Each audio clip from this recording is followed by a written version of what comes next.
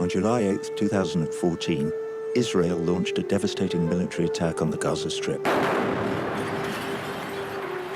Over the course of 51 days, the Israeli military dropped nearly 20,000 tons of explosive on Gaza, a densely populated area the size of Philadelphia, killing over 2,000 Palestinians and wounding tens of thousands more. The overwhelming majority of these casualties were civilians. This strip of land is being bombarded from the air, sea and land. Israel launched at least 160 strikes on the Gaza Strip. And there's one less hospital in Gaza now. Israel today flattened Wafa Hospital.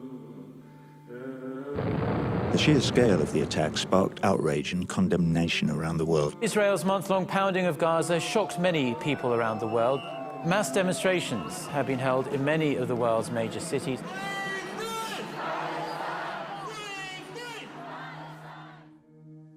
But in the United States, the story was different. Polls showed the American people holding firm in their support for Israel. This is the latest CNN ORC poll of Americans. Shows 57% of those polls say Israel's action in Gaza is justified. 34% say unjustified. These numbers were striking, but they weren't new. Over the course of a conflict in which Palestinian casualties have far outnumbered Israeli casualties, the American people have consistently shown far more sympathy for Israelis than for Palestinians. It's very difficult to divorce public opinion on any question from the media coverage that people rely on to form opinions. And I think the most prevalent lesson from looking at the coverage is that the coverage tends to see this conflict from the Israeli side. Study after study has demonstrated that Israeli perspectives dominate American media coverage. So by far the most common thing we've heard is that everything comes down to Israel's right to defend itself. Israel is a state that implements its right to defend itself and its citizens. It is a talking point that is set from the top, and by the top I mean from the highest officials, government officials, who are commenting on this issue, which the media obsessively covers and repeats. A man's got to do what a man's got to do, and you'd say a country's got to do what a country's got to do. We have to defend ourselves. In the most recent war in 2014, when we looked at mainstream media outlets, almost by a margin of 3 to 1, Israeli spokespeople were overrepresented compared to Palestinian spokespeople. So almost every time you turned on the screen, there was an Israeli representative on the screen telling you Israel is the one that's in a position of defense. It is being attacked. And basically Israel is saying, hey, you don't have to be a rocket scientist to understand that if rockets fly on your head, you're allowed to defend yourself. Add to this the fact that you have American elected officials also reinforcing Israel's right to defend itself. As I've said many times, Israel has a right to defend itself against rocket and tunnel attacks from Hamas. And you hear some of the same framing by anchors who reiterate and reinforce many of the same talking points that the Israeli official spokespeople are making. Israel has the right to defend itself against Hamas, of course, a group that is firing rockets on Israel, coming out of tunnels to attack Israelis. That imbalance there was very significant in shaping the way the public understood this conflict. I worked in European media for a long time. The coverage is the opposite.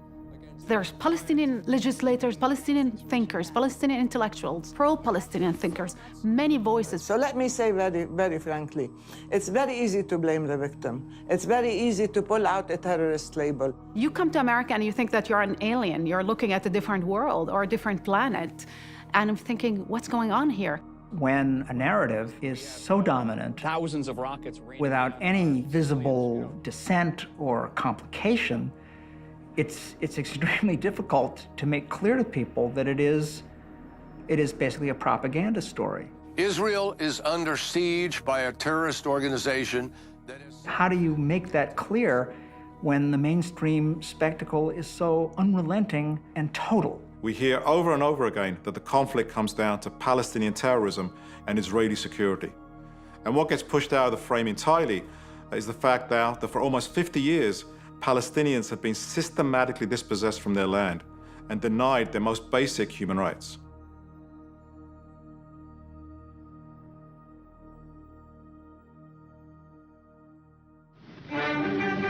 Pioneers and refugees from countries of the oppression, young and old, They are going now to a land which accepts them.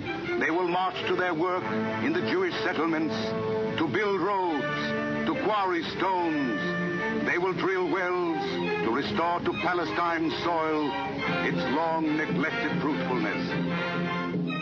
Zionism, the nationalist movement that emerged in Europe in the late 1800s, was dedicated to the idea that the Jewish people, after centuries of living as persecuted minorities within other countries, were entitled to a state in historic Palestine, the biblical homeland of the Jews more than 3,000 years before. But there was a basic problem with the choice from the start. Palestine was already home to hundreds of thousands of Palestinian Arabs who had been living in Palestine for centuries, first under the rule of the Ottoman Empire, and since World War I, under the control of the British Empire, and for decades had aspirations of their own for an independent state in Palestine. Tensions steadily escalated during the 1930s, placing more and more pressure on the British colonial government to reconcile the competing interests of both sides. After World War II and the Holocaust, the situation reached a breakpoint. Ultimately, the British colonial government made the decision to withdraw and to pass the problem on to the newly created United Nations.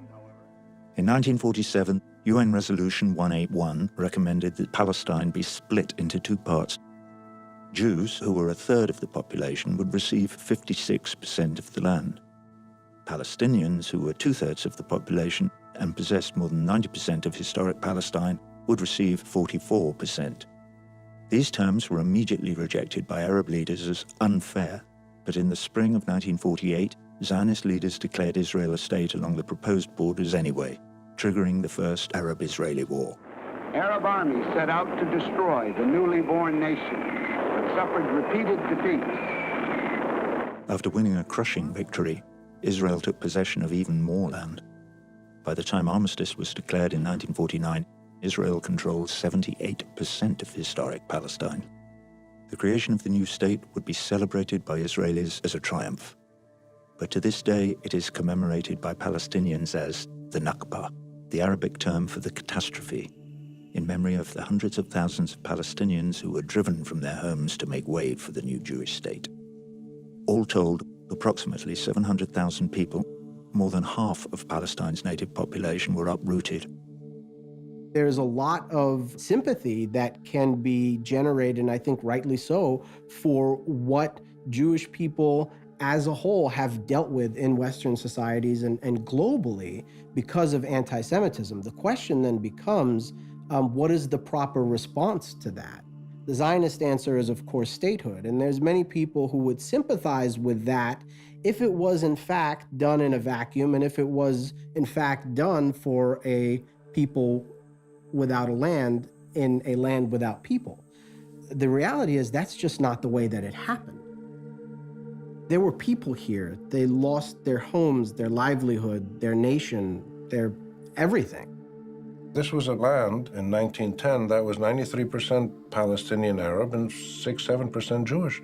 How did it suddenly become 80% Jewish and 20% Palestinian? This was not a normal demographic transition. This was a consequence of Israel's desire to create a Jewish state, and to do that it had to get rid of as many Palestinians as possible. There's other more complex factors, but that's cutting it to its bare bones as we see it. That is, I think, in a certain sense, the core of the conflict. The Palestinians have suffered inordinately as a result of the creation of Israel. The creation of a Jewish state in a country that had an Arab majority necessarily and inevitably caused them irreparable harm. The Palestinians use the term catastrophe to speak of the 1948 consequences when they lost their land the first time around. In '67, it was another Nakba, another catastrophe. In June of 1967, Israel won what was perceived as a stunning underdog victory over much larger Arab armies during the Six-Day War. With victory, in addition to taking land from Egypt and Syria, Israel began to militarily occupy all remaining Palestinian territory in the West Bank, the Gaza Strip, and East Jerusalem. Suddenly, all of Palestine is now lost. We now had no Palestinian land left under Palestinian control. You had a huge Palestinian population living as refugees, or living under occupation. Palestinians are governed under military law. They are essentially prisoners. They are treated as if they were all prisoners of war. They have no rights. In the immediate aftermath of the '67 war, the United Nations Security Council passed Resolution 242. Citing international law forbidding the takeover of territory by war, 242 explicitly called for Israel to withdraw its armed forces. But to this day, Israel has largely failed to comply, not only holding Palestinian territory, but confiscating additional land and building massive Jewish settlement blocks in the West Bank and East Jerusalem, in direct violation of the Fourth Geneva Convention, which expressly forbids states from transferring civilian populations into territory it occupies. In addition, Israel has established an entire matrix of security control on Palestinian land to secure these settlements, including checkpoints that prevent Palestinians from traveling freely within their own land, and a 440-mile security wall along the Israeli border that cuts into Palestinian territory. We're talking about massive denial of human rights for millions of people. At the most basic level, the government that is ruling over these people is not a government in which these people, the Palestinians, have a voice.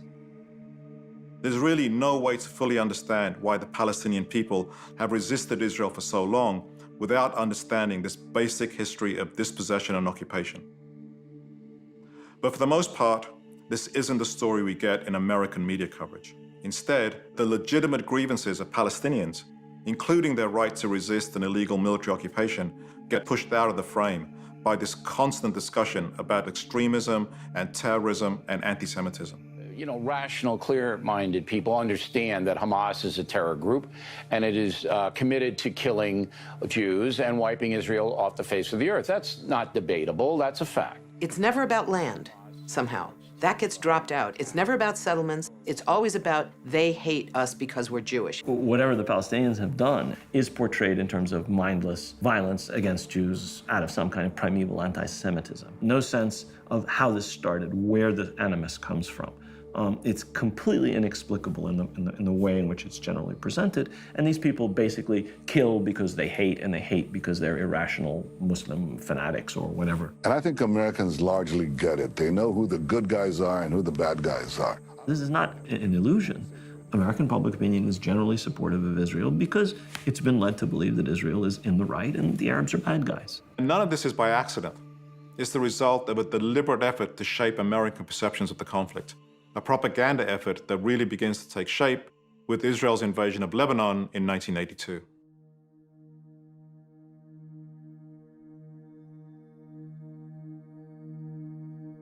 Israel unleashed another massive air attack on Palestinian guerrilla targets in Lebanon today. From the sky, the howl of Israeli jets, bombing and bombing. Tonight, Israel has never been closer to nor more in control of an Arab capital. In the summer of 1982, Israel invaded neighboring Lebanon in an attempt to drive the Palestinian Liberation Organization out of its encampments on the southern border with Israel. Israeli officials justified the attack as a defensive action required to take out terrorists. But as the story played out on American television, a different narrative began to emerge, one that presented Israel as the aggressor. What in the world is going on? Israel's security problem on its border is 50 miles to the south. What's an Israeli army doing here in Beirut? The answer is that we are now dealing with an imperial Israel, which is solving its problems in someone else's country. World opinion be damned. The Israeli invasion of Lebanon in 1982 was a watershed. It was Israel breaking out beyond its immediate region to aggressively attack another country, and it was a bit of a shock to many people.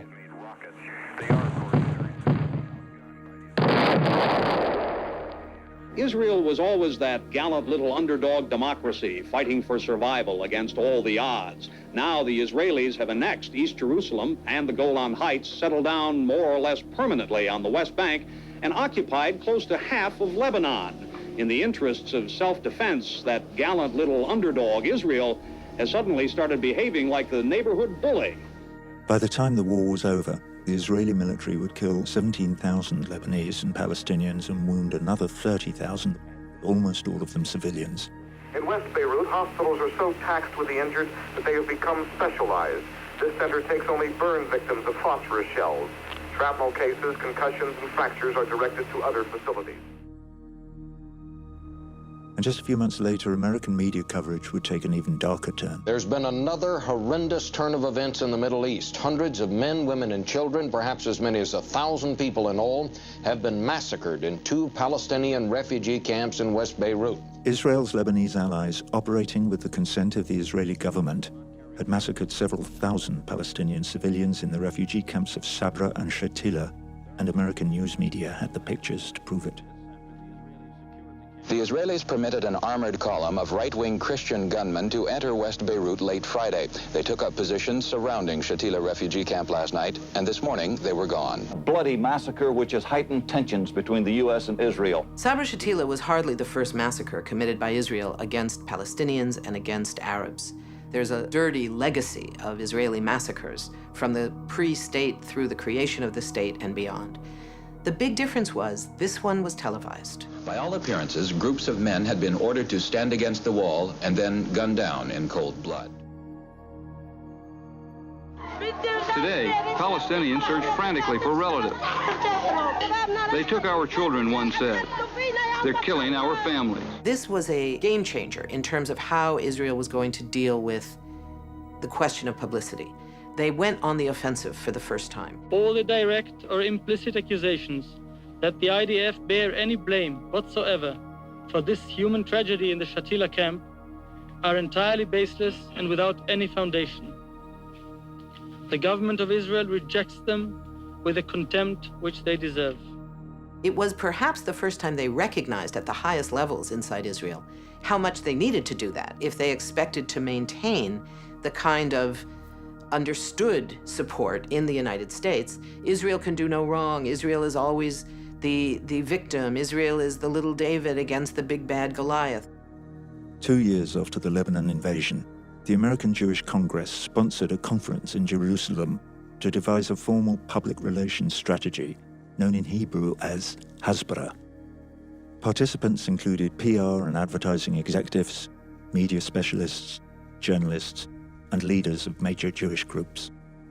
According to a brochure from the Congress, no single event brought home the need for a more effective Hasbara or information program more persuasively than the 1982 war in Lebanon and the events that followed. As one conference participant put it, Israel is no longer perceived to be Little David, but Goliath steamrolling across the map.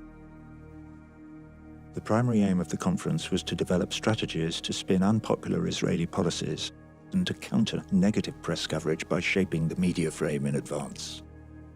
News doesn't just jump into a camera, a conference delegate said. It's directed, it's managed, it's made accessible.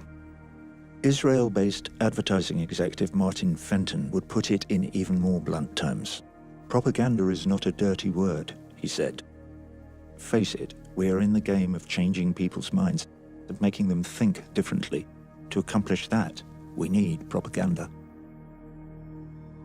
The conference was chaired by US advertising executive Carl Spielvogel, the legendary ad man who created the highly acclaimed Miller Lite beer ads in the 1970s. The choice of Spielvogel makes perfect sense. He's known as a master of image inversion and rebranding. The ad man responsible for transforming Miller Lite, which had been viewed before as a woman's beer, into a manly beer that tough guys would drink. The best part is that it tastes so great. The best part is it's less filling. Nah, it tastes great.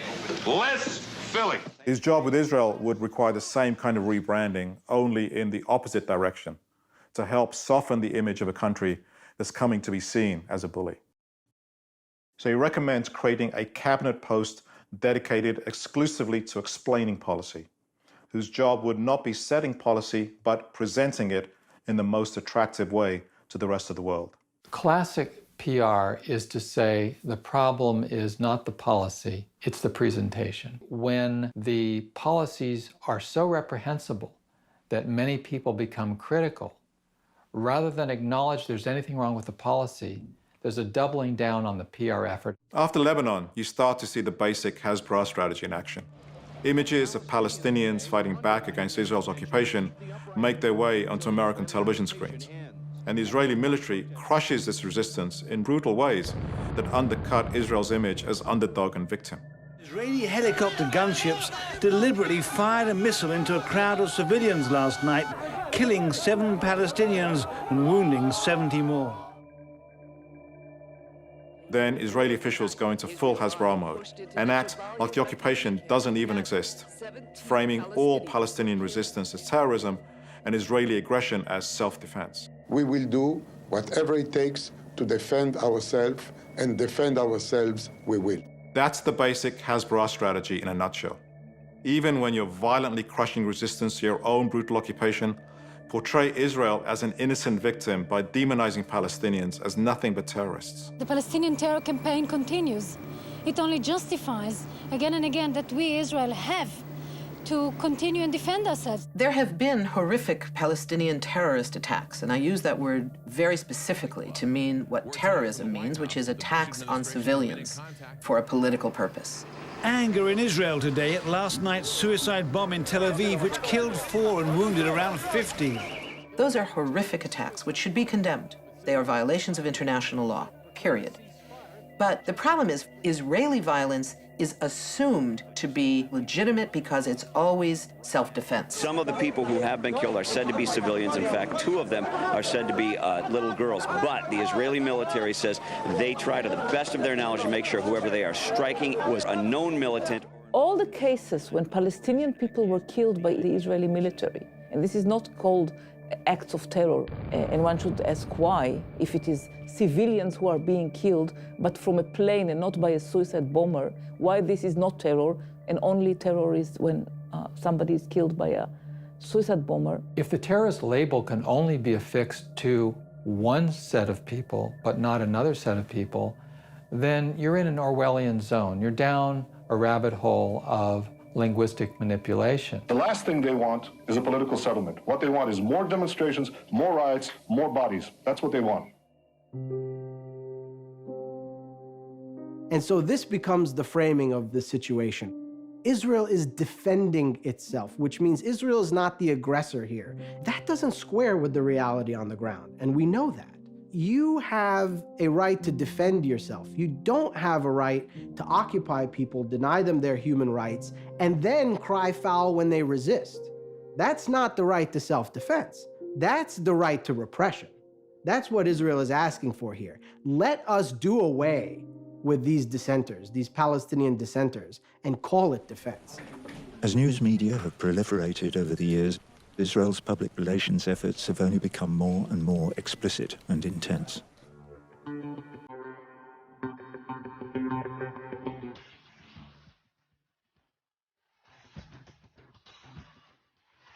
In the United States, we have a show called The Apprentice, where Donald Trump auditions people to work in his corporate boardroom. In Israel, the version of The Apprentice is called The Ambassador.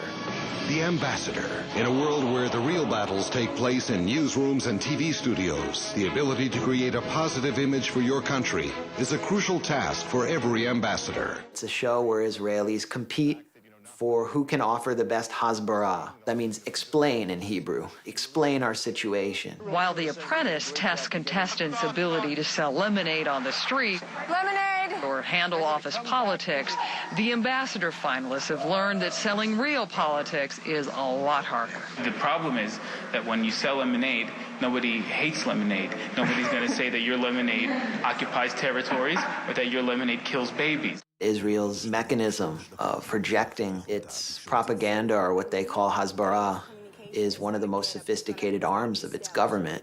It's a weapon of Israeli warfare. And when you look today at how the media cover the conflict, you see just how successful Israel's propaganda has been in reversing the legacy of Lebanon. If there's any complaints, and there should be, about civilian deaths, they belong, the responsibility and the blame belongs in one place, Hamas. I don't think anyone should get that wrong. The Israeli position is the first position. They are allowed to determine the narrative, determine the facts on the ground. Hamas is a terror organization committed to our destruction. They fire thousands of rockets at our cities. It becomes a story of Israelis responding to Palestinian attacks. Israel says this is a response to the almost 800 rockets that had landed in Israel from Gaza this year alone. Again and again, the wider context of Israel's occupation simply drops out of the coverage, so that it comes across as this confusing and endless cycle of violence that begins when Palestinians attack and Israelis retaliate in self-defense. 3 Palestinians were shot and killed while allegedly trying to attack Israelis with kitchen knives. This cycle of violence continues. When Hamas launches rockets from Gaza, Israel hits back. Cycle of violence presupposes this back and forth retaliation. It's the same sort of thing with a lull in the violence, or a relative calm. After 3 days of relative calm, the violence is once again picking up here in the Middle East. Well, relative to who and to what, right? What's actually going on the ground is not ever a lull in the violence for Palestinians. In fact, occupation is a system of violence that goes on every single day. Just because there's no violence that Israelis are witnessing for a particular period of time before it resumes again does not mean that there's no violence facing Palestinians from the occupation. So this lull in the violence is only seen through the prism of Israeli victimhood, not Palestinian victimhood. It's no wonder that Americans would identify with the Israeli side or support it. It would be shocking if they didn't. And I think this is the lesson to be drawn from 30 years of media coverage that I think has been slanted heavily in favor of Israeli interests. What we've seen is really another kind of occupation, an occupation of American media and what we could call the American mind, by a pro-Israel narrative that's deflected attention away from what virtually everyone recognizes as the best way to resolve this conflict, end the occupation and the settlements so that Palestinians can finally have a state of their own.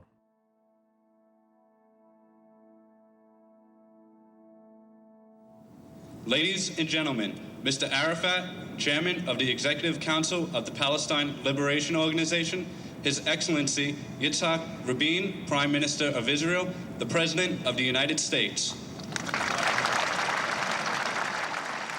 The ongoing peace process that began with the Oslo Peace Accords in 1993 was designed to negotiate the terms of Israel's withdrawal from Palestinian territory in accordance with UN Resolution 242, which made an explicit connection between Israeli withdrawal and a just and lasting peace. For decades, there has been an overwhelming international consensus on a political settlement of the conflict, namely a settlement on the internationally recognized border. The international consensus for a two-state solution is based on the borders in place before the '67 war. This means that Israel gets 78% and the Palestinians get the rest, 22% of historic Palestine. 22%, that's it. But since Oslo, Israel has actually taken more Palestinian land for its Jewish-only settlements. In 1993, there were approximately 200,000 illegal Jewish settlers living in the occupied Palestinian territories. Since then, that number has more than tripled, with approximately 650,000 settlers now living in the West Bank and East Jerusalem. In addition, since 1967, Israel has also demolished approximately 28,000 Palestinian homes. The United Nations says there's been a big increase in the number of Palestinian homes demolished by Israeli forces. This is what Palestinians have called ethnic cleansing. Demolitions and evictions carried out by Israel in the occupied West Bank.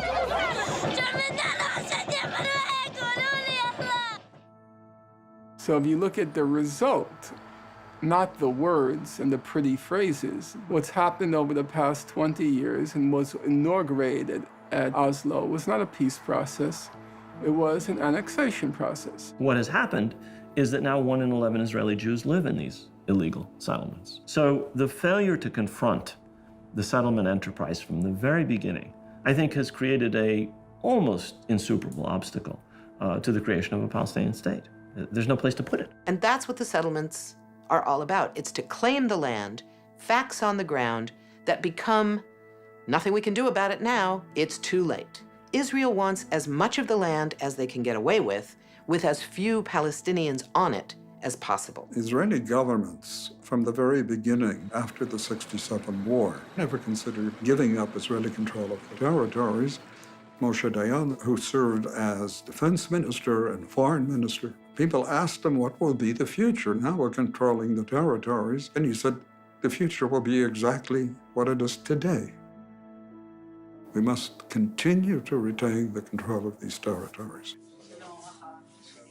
Just listen to Netanyahu talking in private to his right-wing settler base in 2001 about how he has no intention, despite what Israel agreed to at Oslo, of giving up land and ending its illegal settlement expansion in the West Bank and the rest of the Jordan Valley. הסכמי אוסלו שהכנסת חתמה עליהם, שאלו אותי, מה כבר תתקיים?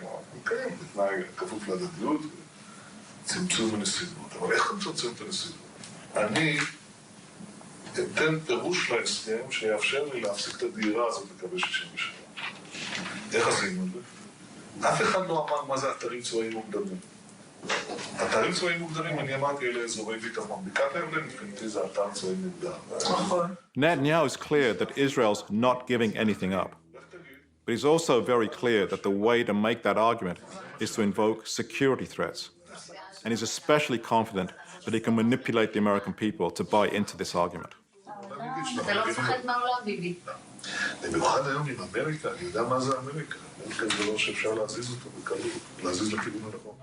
And this, of course, is exactly the case is made to the American people time and time again, whenever Israel's been called out for refusing to end the occupation and its settlement project. We're willing to make great concessions for peace. But there is something that I will never compromise on, and that's Israel's security. The conventional wisdom is that continuing the occupation makes Israel more secure. And if you buy that argument, then it's a license to occupy indefinitely. What we're talking about here is something that is completely indefensible. Israel knows this.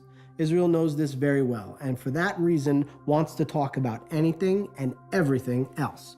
They'd rather talk about terrorism. They'd rather talk about security. They'd rather talk about Iran. Anything but the occupation. The reason they've been able to so effectively change the subject isn't because they're practicing some kind of mass mind control.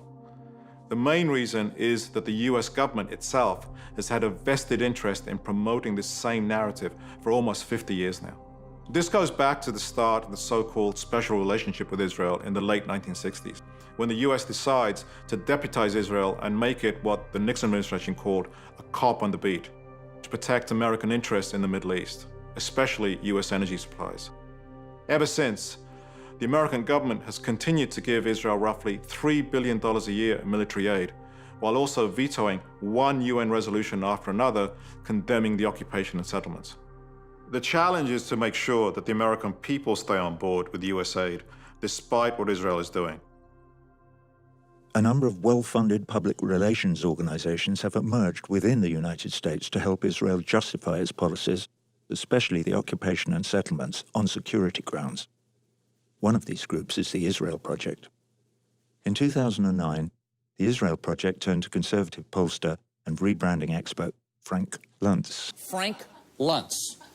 This is the man that reframed the estate tax as the death tax, healthcare reform as government takeover of healthcare. Now, some critics have called Luntz a spin doctor who manipulates public emotion, but Luntz would reframe that as Fox News analyst. The Israel Project hired him to determine which talking points used by Israeli and US officials over time have been most effective in maintaining American sympathy for Israel. Luntz wrote up his recommendations in a 2009 report called The Global Language Dictionary. If you want to understand how the propaganda works, especially in the US, you need to read the Luntz document. He's really clear that the occupation and especially the settlements are a problem. And he points to polls that show a large majority of Americans actually think that Israel should retreat to the 67 borders. In fact, he says, when you talk about land in terms of 67, you completely flip American sentiment against you. But, and this is his solution, if you bring up the danger of terrorism, you win back the support. The key, Luntz says, is to claim that the fight is over ideology, not land, about terror, not territory. In fact, these three words, terror, not territory, summarize the basis of the propaganda campaign in the US. And Luntz goes on to say that one of the most effective ways to make the conflict about terrorism is to refer to an obscure political document written in 1988 by a small group of ideologues, the Hamas Charter, that calls for the destruction of Israel. Even though the Hamas leadership effectively disowned the charter a long time ago, it's been PR gold for Israel. Lunt's research has discovered that when Americans hear the words of the Charter, Israel goes from bully to victim, and sympathy for the plight of the Palestinians dissipates.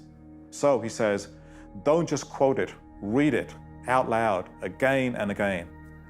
And his advice has been taken up, often hysterically, by Israel's advocates. The Hamas Charter not only calls for Israel's destruction, ladies and gentlemen.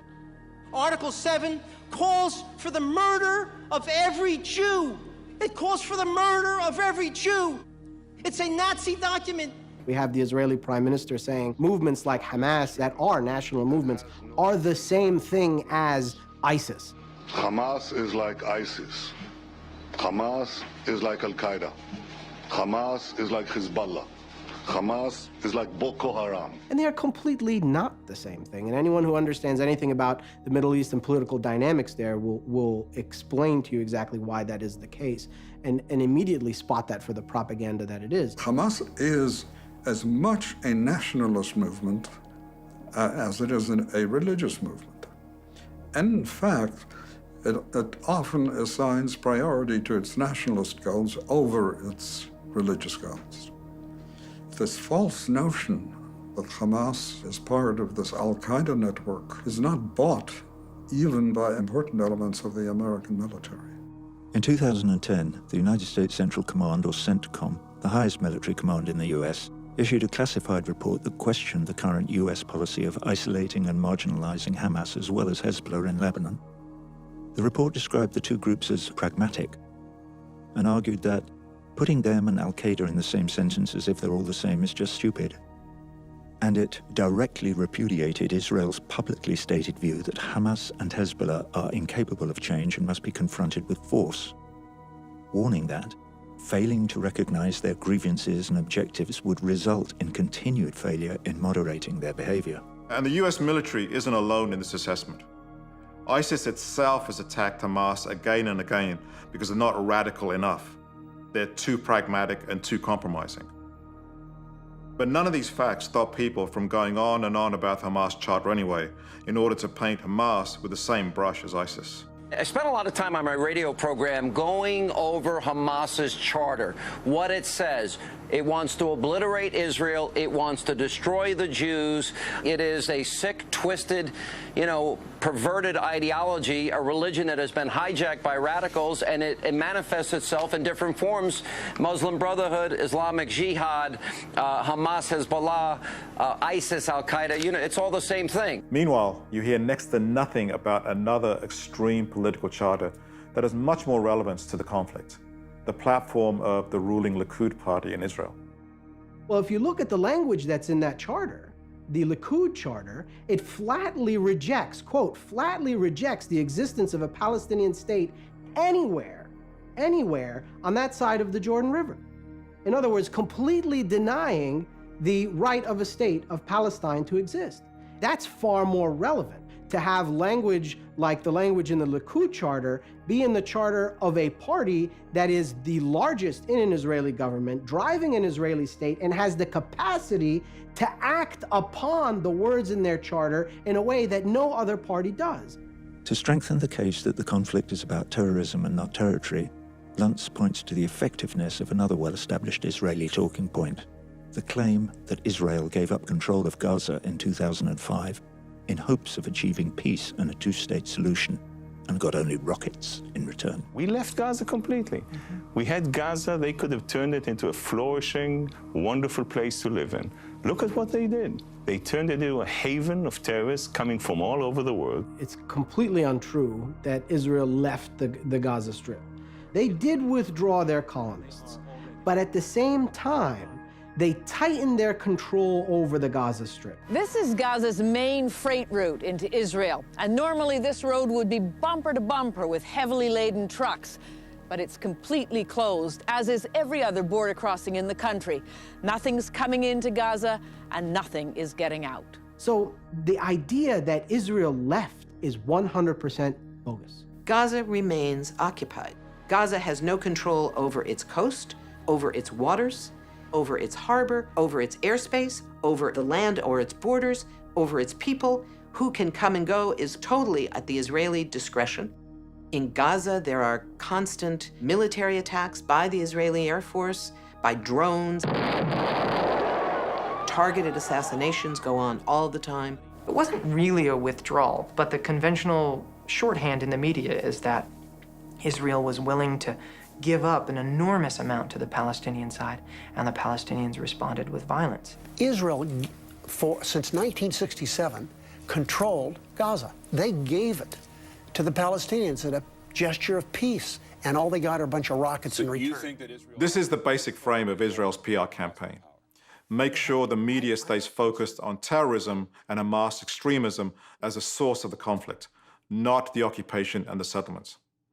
If you want to see this in operation, just look at the coverage of any of Israel's many attacks on Gaza over the past few years.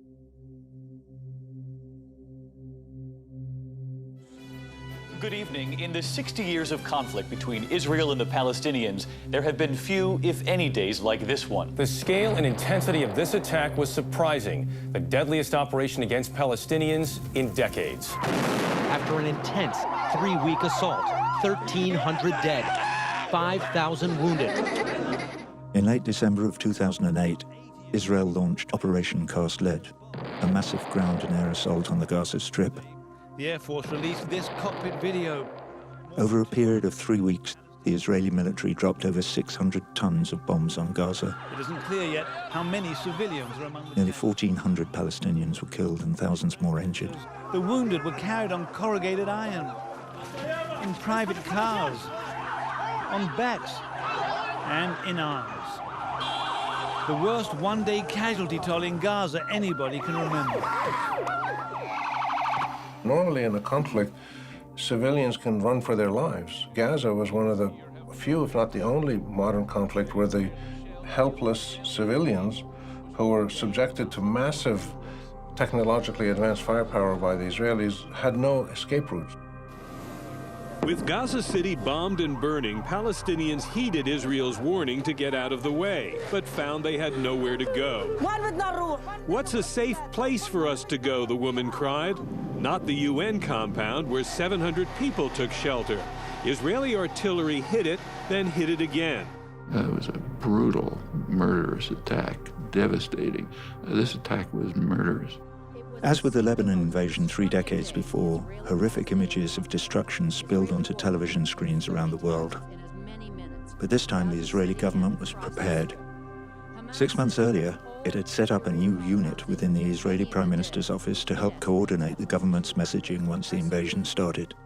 Israel is defending its action, saying this assault is in direct response to almost daily rocket and mortar attacks. If you asked any American why that war started, they would say because the Palestinians started, firing rockets at Israel. Hamas keeping up the rocket fire that triggered the Israeli attacks in the first place. Hamas once again firing several dozen rockets into Israel today. They're always preparing Americans for an attack against these people who are incorrigible terrorists, who are constantly shooting rockets and never, ever giving the other side of the story. We were told endlessly, in any media outlet you want to look at, that Israel had to invade and attack the Gaza Strip because of an unending assault from Hamas and various militant groups in Gaza. What are the goals of that operation right now? To change totally the behavior of the Hamas. It's a terrorist regime that keep shelling Israel with thousands of rockets and mortar shells. What this forgets is that for the latter half of 2008, there was a very successful ceasefire that curtailed rocket fire into Israel dramatically, almost to the point at which there was none. This was shattered in November of 2008 when Israel attacked what they said was a tunnel building project, killed 6 Hamas militants. At that point, the ceasefire was off. Now, the New York Times, the so-called paper of record, reported this very clearly one time. The story gets buried on page 8 of the New York Times and hardly registers anywhere else. Why? Well, look at the day that Israel chose to break the ceasefire, November 4th, 2008, which just coincidentally happened to be the day of the historic election of Barack Obama. It virtually guaranteed that no one in America would notice. And that's exactly how it played out.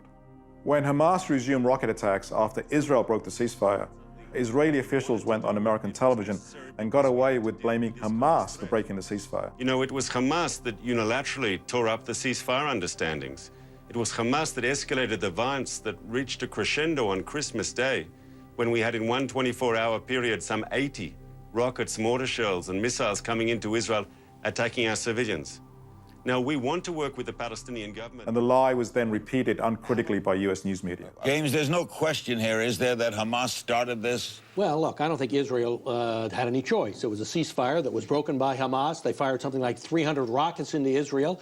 I mean, this is an act of war. What are they supposed to do? Just compare this to how media outside the U.S. dealt with this. Isn't it the fact that during the ceasefire, not a single Israeli was killed? And the reason for that was because Hamas fired not a single rocket. No, I think you're wrong, unfortunately, because during that ceasefire of 6 months, they were firing rockets on a daily basis. On Channel 4 in Britain, you saw an anchor presenting evidence that the Israeli government itself acknowledged that Hamas observed the ceasefire. This is actually a document that's given to journalists by the Israeli government. And in this document, it says, and I'm quoting, Hamas was careful to maintain the ceasefire. The Israeli official, clearly caught in a lie, attempts to change the subject to how evil Hamas is. But the interviewer doesn't let him get away with it. They were firing rockets, and they're always trying to target civilians.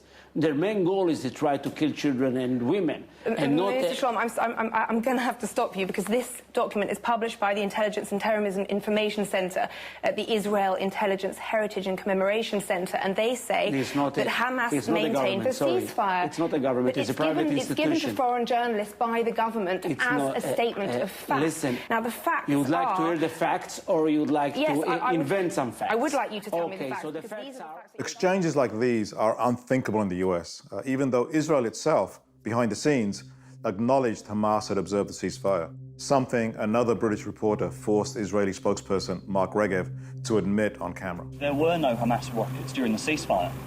Before November the 4th, there were no Hamas rockets for 4 months. And that's correct.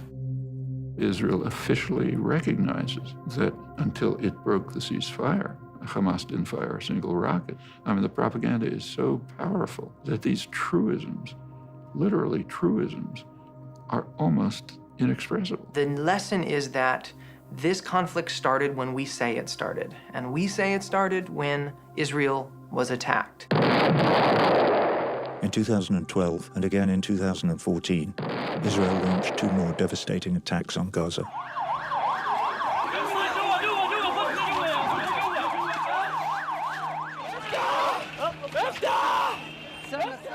Israel can saturate the media with its spokespeople, but there's still the problem of massive Palestinian casualties showing up on television screens. You can't make those images go away. An Israeli official actually said, in the war of pictures we lose, so you need to correct, explain, or balance it in other ways. Here again, the Luntz document spells out which talking points have been most effective in spinning the brutal reality of Palestinian casualties. He says the first thing the pro-Israeli spokespeople should do is to express empathy for the innocent victims. Unfortunately, innocents do get hurt, and we really grieve that. We're sad for every civilian casualty. The entire situation is tragic. Once you've done that, Luntz says, you also have to get people to empathize with Israelis by describing what life is like for them, living in constant fear of Hamas rocket attacks. So again and again, we hear the focus-tested phrase that the rockets are raining down on Israel. We have thousands of rockets raining down on our civilians. Rockets were raining down on Israel. Any advertising executive will tell you the essence of propaganda is repetition. Rockets raining down on southern Israel. Rockets raining down on Israel. Well, Hamas rockets rained down on Israeli border towns. Then Luntz tells PR spokespeople to turn the tables and ask the American people, what would you do? So what would you do in the United States? Can you imagine what America would do if it were facing a similar threat? We always try to ask you the question we ask ourselves. What will you do? What would you do? What would you do if more than 3,000 rockets had been fired on your cities? What would you do? 3,000 rockets. What would you do if terrorists were tunneling under your frontier? What would you do if 3 kids are kidnapped because of a tunnel network? What sort of question is this? Of course, anybody would act to defend themselves against unprovoked aggression, but it is a question that is completely devoid of any context. What drives a society to a point where after multiple devastating wars, they continue to resist with these most feeble methods. They don't want you to ask that question.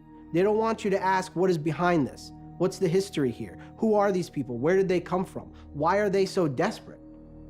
No, they want you to understand Israeli behavior. Israeli behavior is always characterized as a reaction to unprovoked violence. Then on top of that, when massive numbers of Palestinian civilians predictably die from Israeli attacks, Israel claims it's part of a deliberate Hamas strategy to drum up sympathy. They use telegenically dead Palestinians for their cause. They want the more dead, the better. So they end up in this upside-down Orwellian world where Israelis killing civilians becomes an unforgivable transgression against Israelis. It is hard to come away with any feeling but that we are in the midst of a world gone mad.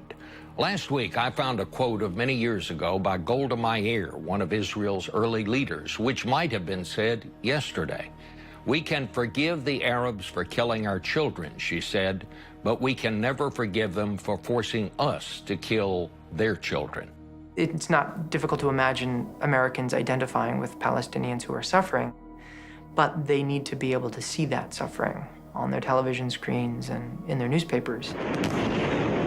Israel said today its new offensive is targeting terrorists. And when your sense of the coverage is that there's something that these people did to deserve this, or that they are affiliated with terrorists and terrorist-minded governments, the fallout of that is an inability to identify with people who are suffering in far greater numbers and in far greater proportion than their Israeli counterparts.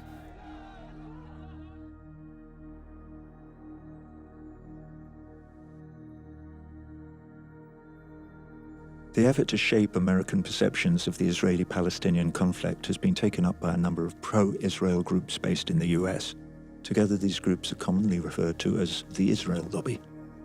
Nowhere has the lobby's power to shape a pro-Israel narrative been more visible than in the US Congress, due largely to the efforts of one of the most influential lobbying groups working on Capitol Hill today, the American Israel Public Affairs Committee, better known as AIPAC.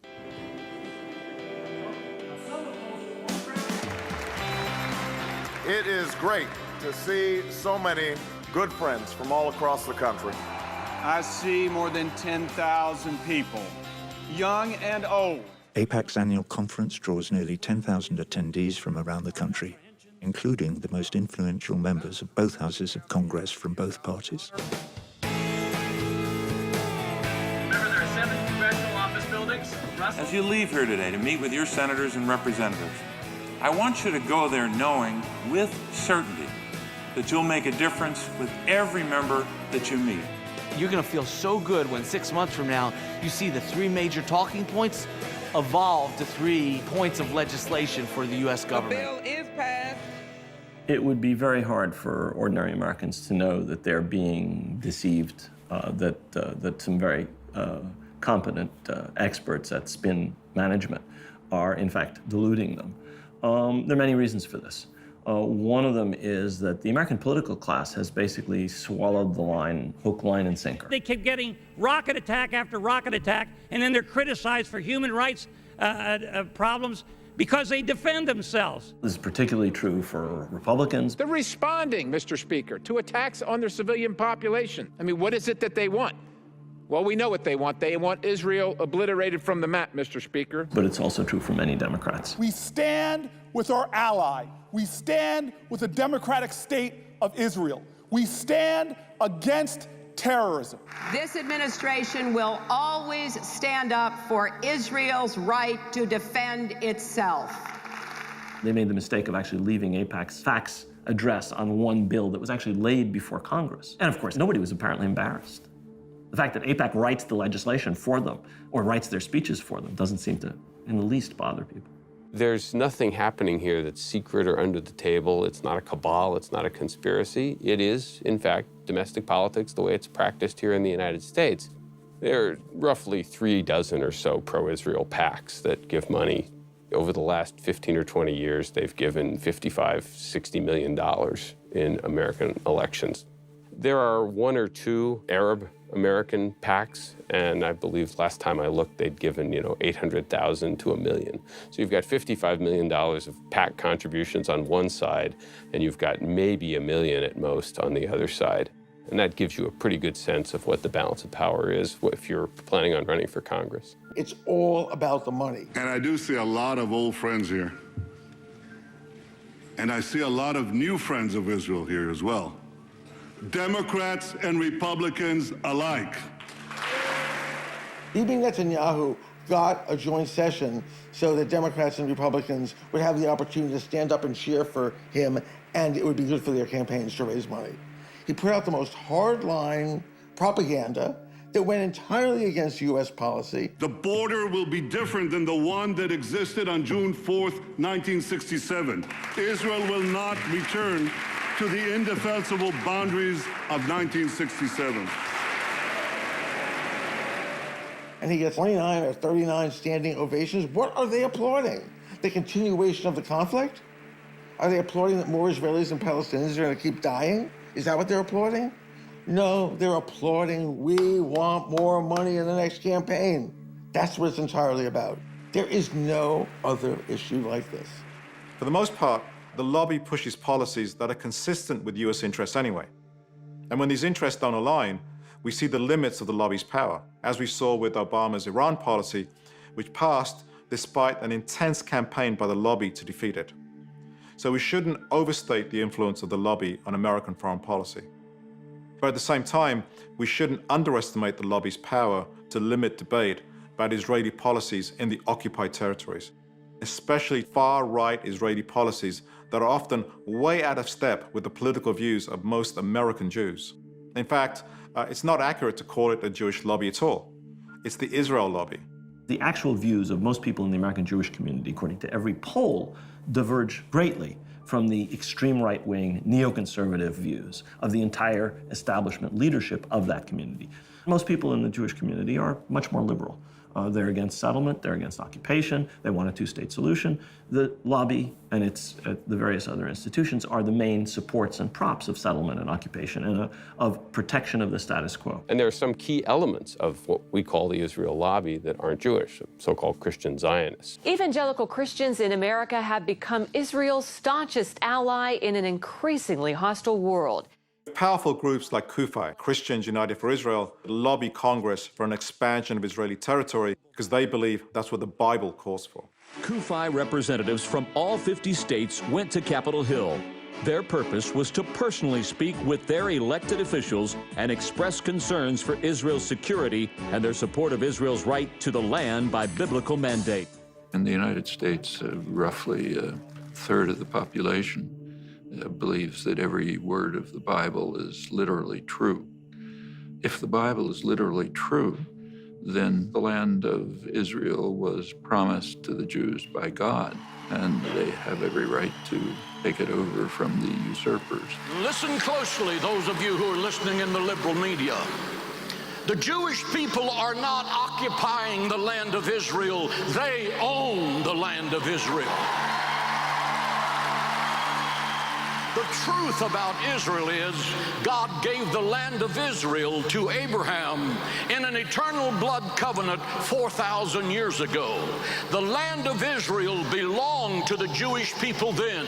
It belongs to the Jewish people today, and it will belong to the Jewish people forever. The land is their land.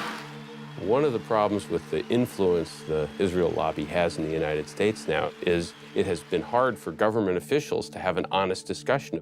Just look what happened to President Obama when he made the mistake of simply saying out loud what the international consensus is. We believe the borders of Israel and Palestine should be based on the 1967 lines with mutually agreed swaps, so that secure and recognized borders are established for both states. It didn't matter that Obama was just repeating what had been official US policy for decades, or the right-wing President Ronald Reagan had said essentially the same thing in the 1980s in even stronger language. UN Resolution 242 remains wholly valid as the foundation stone of America's Middle East peace effort.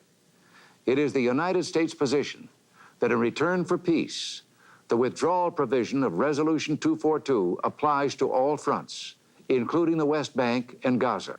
Further settlement activity is in no way necessary for the security of Israel and only diminishes the confidence of the Arabs that a final outcome can be freely and fairly negotiated. When Obama said it, he was immediately accused by right-wing groups of setting up Israel for another Holocaust. Has President Obama abandoned Israel?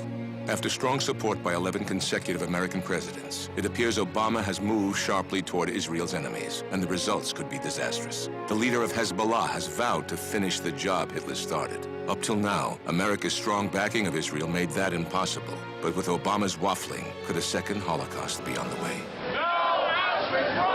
It's a pretty ingenious tactic. How are you supposed to have a rational discussion about the occupation when pro-Israel extremists call the 67 borders the Auschwitz borders? These are the two alternatives. You're either going to be in Auschwitz or you support Israel. Because Israel was in fact created in the wake of the Holocaust, it isn't that extraordinary that the two would be linked that way. I have a problem with the idea of exploiting the link and using those 6 million Jews, and almost, in my mind, it's like saying Anne Frank would want the occupation to continue. You know, the Jews have gone through an unspeakable historical trauma, right? But the fact is that if you look at other sort of reactionary or right-wing propagandas, various kinds, you know, nationalistic and so on, you see that what they all tend to have in common is this view that we are in danger. We are victims. They're trying to destroy us. If history has taught the Jewish people anything, it is that we must take calls for our destruction seriously. We're a nation that rose from the ashes of the Holocaust. When we say never again, we mean never again.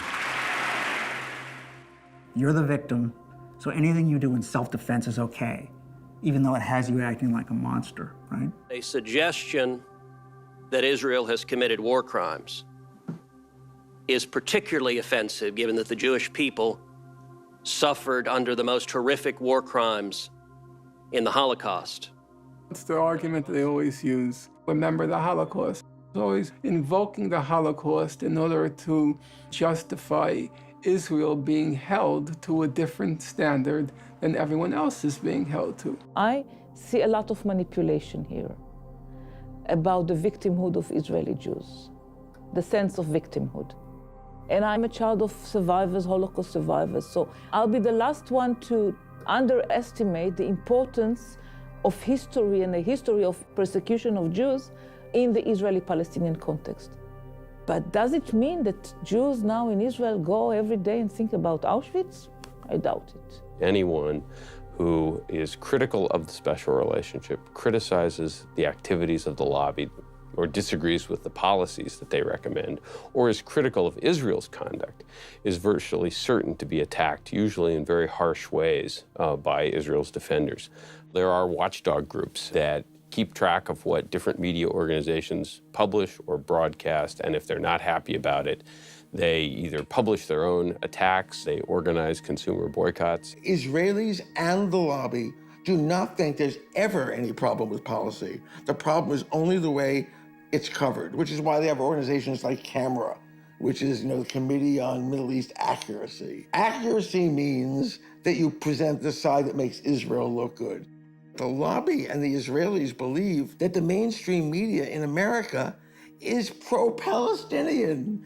I mean, it's laughable. Consistently, the Times has suppressed any story that would portray Israel sympathetically, and on the other hand, has written dozens of stories portraying the Palestinians sympathetically. Israel is now portrayed in much of the major media, especially CNN, the BBC, as the aggressor, as the predator nation, and the poor Palestinians and Arabs as the victims. It's one of the most profoundly successful tactics of right-wing media pressure and media criticism groups. And they were going to argue that it's true in violation of all the facts. You're saying that because CNN has interviewed Palestinian families and shown Palestinian children who have been wounded or killed, that somehow CNN is saying that Hamas is okay? I don't think that those two are equivalent. We're not allowed to show the civilians caught in the crossfire?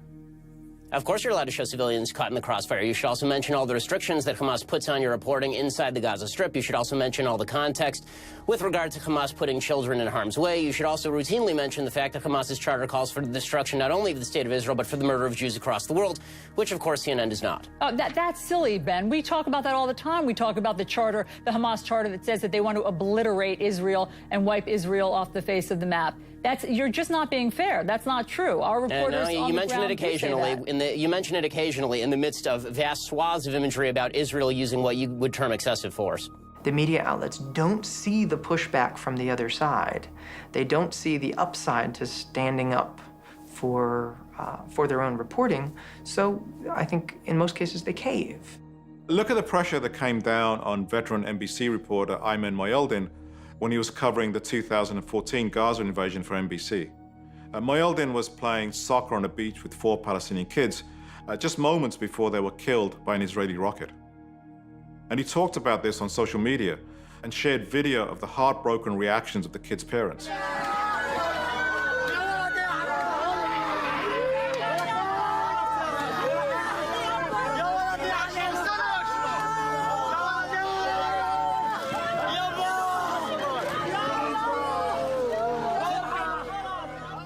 And what did NBC do?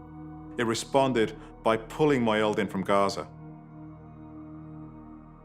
And of course, there's no greater weapon in the attack arsenal than equating critical coverage of Israel's policies with anti-Semitism.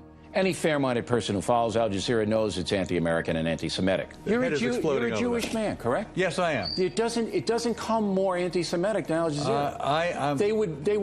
They would do violence to you. Who? A journalist at Al Jazeera? The people that run that network would do violence to you. I hardly think so. Abba Eban wrote an article in which he explained to American Jews what their task was. Their task is to show that anyone who's a critic of Zionism, by which he means a critic of the policies of the State of Israel, must be either an anti-Semite or a neurotic, self-hating Jew.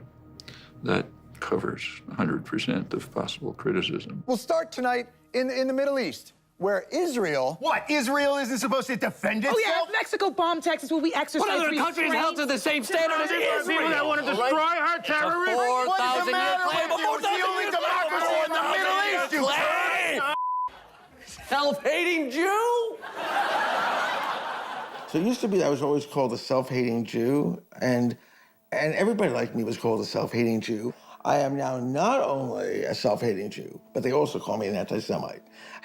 With my 4 Jewish grandparents, I'm still an anti-Semite. My wife was born in a displaced persons camp in Germany, and I'm an anti-Semite. They have, for a very long time, been able to effectively defend the indefensible to the American public through miseducation and misinformation campaigns, through effective talking points, through smearing individuals on the opposite side of things, labeling them all kinds of things, sympathizers with terrorism. I've done dozens of interviews which begin from the terrorism departure point. But when given an opportunity to actually speak and present a different perspective, that can dissolve rather quickly. Is Hamas a terrorist organization? Do I get to actually speak now? You get to answer the question. It's a simple yes or no question. Is Sir, Hamas... you invited me on here. Is Hamas, whose charter calls for the destruction of Israel, is that a terrorist organization? That's a yes or no question. Thank you for your question. Finally. It's very telling to me that, and it should be telling to your viewers as well, by the way, that the moment you have a Palestinian voice on your program who begins to explain the legitimate grievances of Palestinians on the ground, is Hamas a terrorist not just organization? Hamas. Answer. Sir, let me answer the question. Finish. What part of this can't you get through your thick head? Is Hamas a terrorist organization? Excuse me? Yes or no? The only thing that you're going to say is what we want you to say. And if you don't say it, we're not going to let you speak. So you end up with reporting that gives way more priority and weight to the official Israeli perspective than to the Palestinian one. Look at how American media covered Israel's 2014 attack on Gaza. A keyword search of all the major networks showed that over the course of the 51-day assault, Israel's ongoing military siege and blockade of Gaza were barely mentioned compared to the thousands of times Hamas rocket attacks on Israel were mentioned. Why is Hamas launching missiles into population centers of Israel? The basic propaganda frame is built into the very assumptions journalists bring to the table. Since Israel pulled out of Gaza in 2005, 8,000 rockets have been fired from Gaza into Israel. This is how propaganda works. It works by getting your words in the mouths of other people, especially the mouths of supposedly objective media commentators. I'm wondering, though, whether you're outraged by the conduct of Hamas, starting the conflict by firing rockets, building tunnels to kill and kidnap Israelis, being more than willing to sacrifice Palestinian lives by embedding them into their own kind of arsenal and using them, as Israel contends, as human shields. Do you have a level of outrage at Hamas itself? It doesn't seem like propaganda at all. It just seems like news. And this goes across all the major media, including the supposedly most liberal. Look at Rachel Maddow on MSNBC, who's known as the leading progressive voice on mainstream television. She did only 4 segments on the war. And during these few segments, she never once mentioned Israel's ongoing occupation of the West Bank or its siege and blockade of Gaza, and never once mentioned the fact that the US has armed Israel with the very weapons that were being used against the defenseless civilian population. Instead, choosing to frame the invasion as part of a senseless cycle of violence perpetrated by both sides. It's been a constant cycle of fighting between Israel and Hamas for the past several years in Gaza. And the fighting and the cause of the fighting feel terribly familiar because this is basically a recurring war. And if it feels like deja vu, feels like, ugh, I've heard all of this before, you are right. Because this really does keep happening over and over and over again. Rachel Maddow, the most important woman on MSNBC, the leader when it comes to politics. In 6 weeks of war, never mentioned the word blockade, occupation, illegal settlements, never mentioned the support that Congress have for Israel, unconditional amount of money, billions of dollars. What is that? What a disappointment. Our media operations, national media, is a scandal when it comes to Israel. I look at the UK with all its deficit, and there's a real debate. For example, there's this anchor called Jon Snow, Channel 4 in the UK, and he interviewed Mark Regev, and he grilled him with questions, grilled him. Mark Regev, how does killing children on a beach contribute to that purpose? What was the point of bombing the El Wafa hospital, for goodness sake? There are grave uncertainties about whether you are acting within the law. I disagree. Yes. Oh, yes. You are deliberately targeting neighborhoods in which you know there are women and children. You've tried everything with Gaza. You've besieged it for 7 years. The people live an intolerable and ghastly life, and you know that better than anybody. Why don't you try one other thing? Talking. Why not talk? Why not be brave and talk directly with them? Why not? I can never see this in America.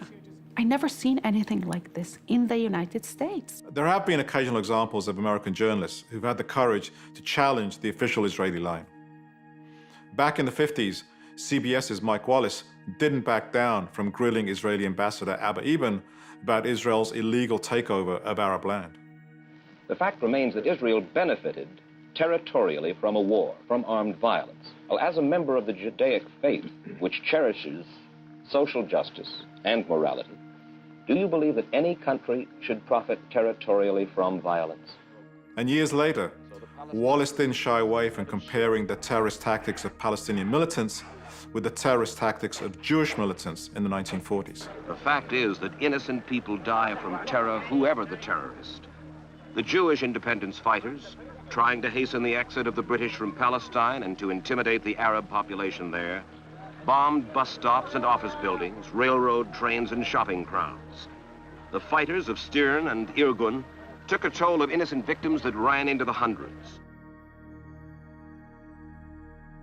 More recently, in 2012, during a 60 Minutes piece, the late Bob Simon dared to report on what day-to-day life is like for Palestinian Christians who live under Israeli occupation. Israel has occupied the West Bank for 45 years. Turning the little town where Christ was born into what its residents call an open-air prison.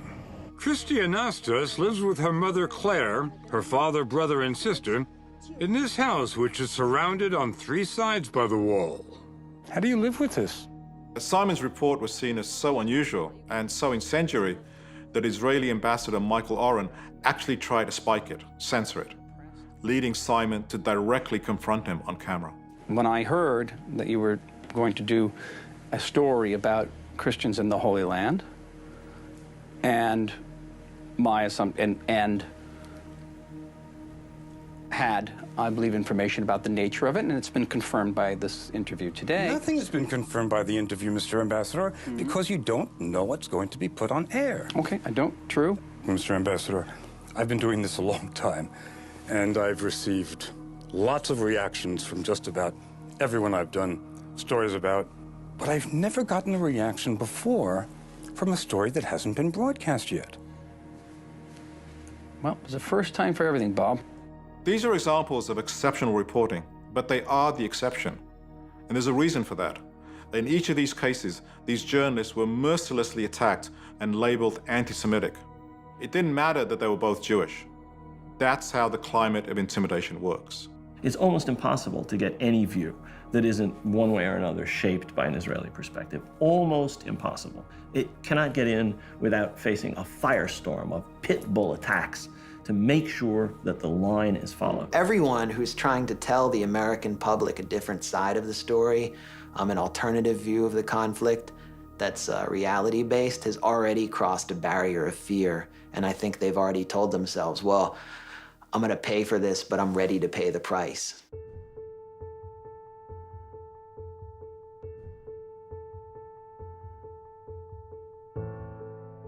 Over just the past few years, the proliferation of social media and internet news sources has made it increasingly difficult for the Israeli government and pro-Israel groups in the US to manage American perceptions of the conflict. Video footage and reporting from the ground bearing witness to the reality of the occupation are now more accessible than ever on the internet. In addition, over the past few years, a number of high-profile documentaries made by Israeli and Palestinian filmmakers alike have trained a harsh light on current Israeli policy and the repression of Palestinian rights. זה כפר קטן, קטן. מה אתם חושבים? אין לכם לב? אין לכם משפחה? כל אחד מכם יודע זה אדמה של בלעים. אתם גנבתם אדמה שלנו. At the same time, a powerful new boycott, divestment and sanctions movement has been gaining momentum and raising awareness of the occupation. While activists from the Black Lives Matter movement have been making explicit connections between police violence against African Americans and the Israeli military's repression of Palestinians. We stand next to people who continue to courageously struggle and resist the occupation. People who continue to dream and fight for freedom. From Ferguson to Palestine, the struggle for freedom continues. And all of these developments seem to be having an effect. Polls now show that while sympathy for Israel remains at all-time highs among older Americans, it has been hemorrhaging among young people. Despite the efforts of the lobby, something really striking is taking place. Lots of young people are abandoning the mainstream media and turning instead to other independent sources. So they have a totally different way of making sense of what's happening, an unfiltered view of Israel's repression. And pro-Israel operatives like Frank Luntz are in a panic. In his latest report, he calls what's happening with young people a disaster and demands that Israel supporters respond. And people have answered the call.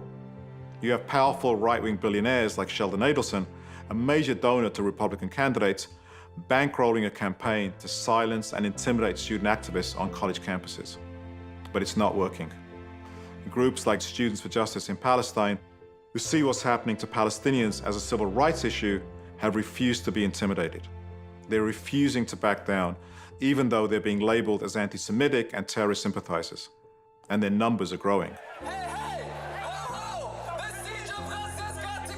As the discourse begins to open, more people are starting to understand this as a rights-based issue, not an issue of radicalism. This is a movement for the rights of people whose rights are being denied, who are living under occupation, who want to live in their country freely just like anybody else. You can see just so many video clips of kids having their hands smashed by soldiers with batons. You can see just so many pictures of thousands of people being killed, as happened in Gaza. And at a certain point, there's a cognitive dissonance. You realize that what you're being told is a pack of lies. Let's just get away from the mythologies and talk about the realities, and then maybe be able to persuade people that they should not any longer give their unwavering support to a nation engaged in a policy that's not just inhumane and brutal, but ultimately suicidal. Given the central role that the United States plays in backing Israel, it seems to me Americans, all Americans, have a right to question particular Israeli policies, and in particular the prolonged occupation, the fact that the Palestinian people have been kept without a state and without any political rights for decades now. For us in the United States, I think, the issue has to be, what is our government doing? How is our government allowing, enabling, supporting, arming, defending Israeli violations? In the end, this comes down to a battle for the minds of the American people. A battle over the stories they're told to make sense of this conflict. A battle over perception. The more Americans are able to see the reality of occupation with their own eyes, to see images of routine daily violence, of the repression and humiliation that never make their way into mainstream news, the more they'll question the image of Israel as this tiny little David up against the bullying Arab Goliath, and start to wonder if it's actually the outgunned Palestinians who might be the real Davids here. When that starts becoming the dominant perception here in the US, all bets are off. It all comes down to American public perception. That's the one way to change anything. Changing perception and understanding here, leading to a change of policy here. As long as the United States supports Israel, nothing's going to happen. The U.S. government will support it as long as the U.S. population tolerates it.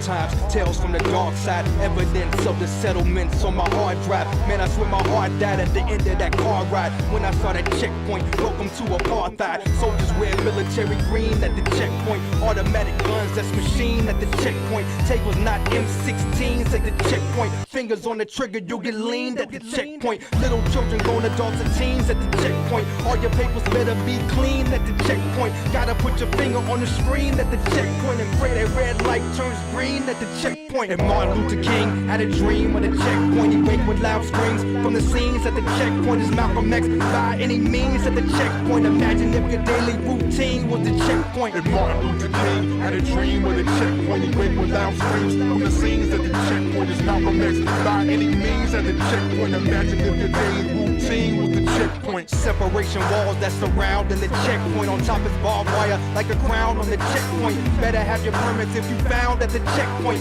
Gumming on the tower, aiming down at the checkpoint. Idea is to keep you in fear at the checkpoint. Enter through the gauge in the rear of the checkpoint. Feels like prison on a tier at the checkpoint. I'd rather be anywhere but here at this checkpoint. Nelson Mandela wasn't blind to the checkpoint. He stood for free Palestine at a checkpoint. Support BDS, don't give a dime to the checkpoint. This is international crime at the checkpoint. Arabs get treated like dogs at the checkpoint. Cause discrimination is the law at the checkpoint. Criminalized without a cause at the checkpoint. I'm just telling you what I saw at the checkpoint. Soldiers got bad attitudes at the checkpoint. Condescending and real rude at the checkpoint. Don't look them in their eyes when they move at the checkpoint. They might strip a man or woman nude at the checkpoint. Soldiers might blow you out the shoes at the checkpoint. Gas you up and in like the fuse at the checkpoint. Every day you stand to be accused at the checkpoint. Each time your life you can lose at the checkpoint.